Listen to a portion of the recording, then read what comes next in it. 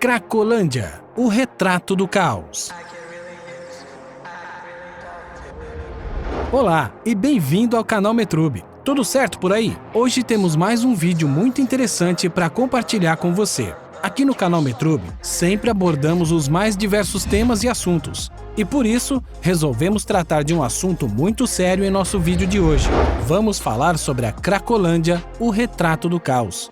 Antes de começarmos com o nosso vídeo, pedimos para deixar o seu like e se inscrever em nosso canal. Então vamos começar com este tema tão atual e pouco discutido. 8. A primeira apreensão de crack ocorreu há mais de 30 anos.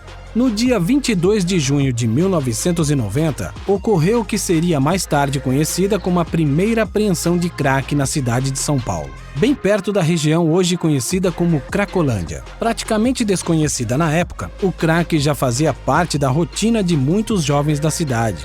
Mas foi nesta data que ocorreu a primeira apreensão oficial, e a partir daí, o número de casos e também de apreensões apenas disparou de forma alarmante.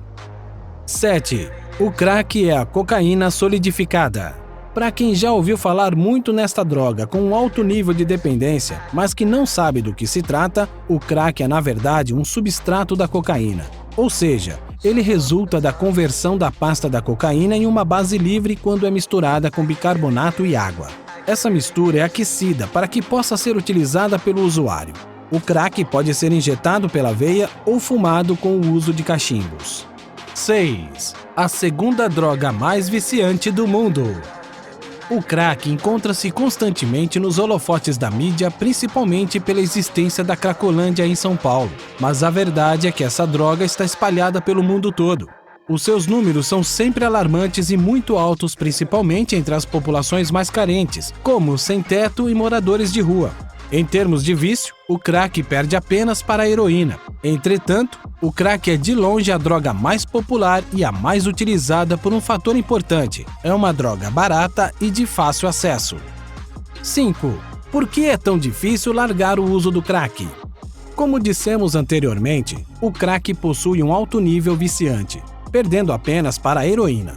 A abstinência do crack dura em média 10 semanas. Ou seja, depois que o usuário habitual para de usar crack, ainda sentirá os efeitos negativos da sua abstinência durante quase 70 dias. Este prazo é muito longo e faz com que muitas pessoas voltem a utilizar a droga.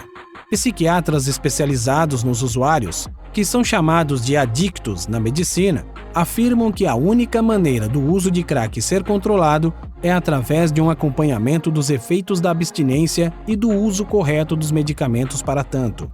Muitos médicos afirmam que a busca constante dos usuários pelo crack não é apenas para sentir o prazer pelo seu uso, mas também para aliviar estes sentimentos de sofrimento causados pela abstinência. Porém, existe um país que conseguiu ajudar as pessoas a diminuírem o uso de crack, e você pode saber mais no fato de número 1 dessa lista. 4. A Cracolândia movimenta quase 10 milhões de reais todos os meses. Um estudo realizado pela Universidade Federal de São Paulo constatou que existem aproximadamente 1.680 usuários diários na Cracolândia, com um gasto médio de R$ 194 por usuário. Este valor se aproxima dos 10 milhões mensais, apenas com crack e outros entorpecentes na região. Além disso, o estudo apontou que quase 70% dos usuários eram homens, e que cerca de 46% de todos os usuários realizam compras da droga com dinheiro de furtos e roubos. 3. Além do tratamento, apoio familiar e oportunidade de trabalho podem tirar muitas pessoas do vício. Todos os meses, diversos dependentes são apreendidos pela polícia na região da Cracolândia e levados até instituições de dependência química na cidade de São Paulo. A maioria absoluta não fica nestas instituições, retornando para as ruas em questão de poucos dias. A pesquisa citada anteriormente, que foi feita no ano de 2020, demonstra que apenas 19% dos usuários que abandonaram o uso da droga no ano anterior frequentaram alguma instituição para dependentes químicos.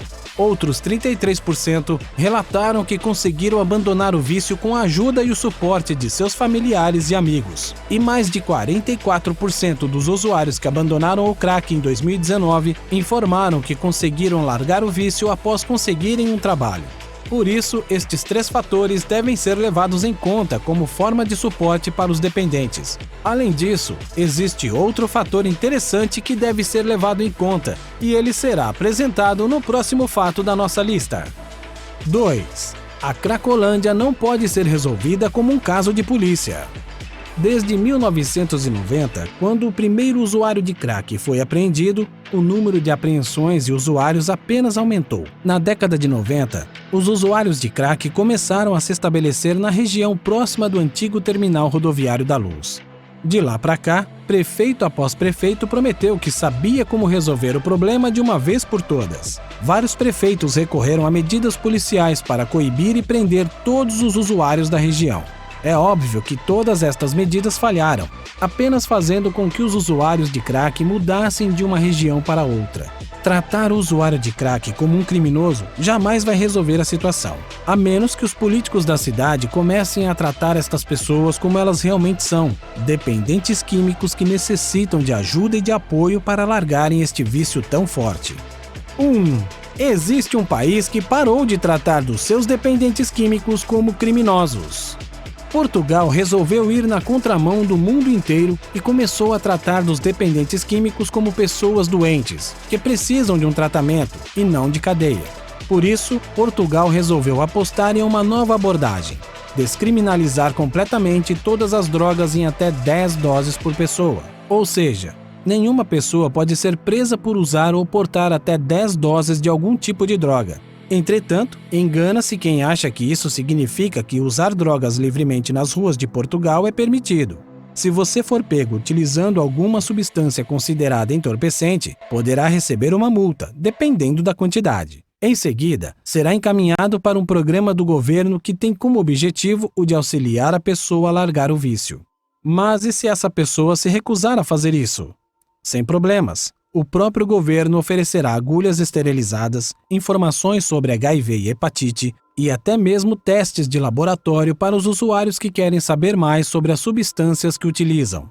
A ideia é justamente oferecer um tratamento humanizado e uma porta aberta para que estas pessoas saibam que, quando realmente estiverem prontas para abandonarem o vício, o governo estará ali de braços abertos. E o usuário não precisa temer com a chance de ser preso por isso. O resultado deste programa, que já tem mais de 20 anos, ficou bem claro. O número de usuários de heroína, cocaína e também de crack diminuíram consideravelmente, além de uma diminuição nos números de HIV entre usuários que são muito altos em todos os outros países. A política portuguesa antidrogas serve de referência e modelo para o mundo todo. Deste vídeo sobre um tema tão importante, qual assunto você achou mais interessante?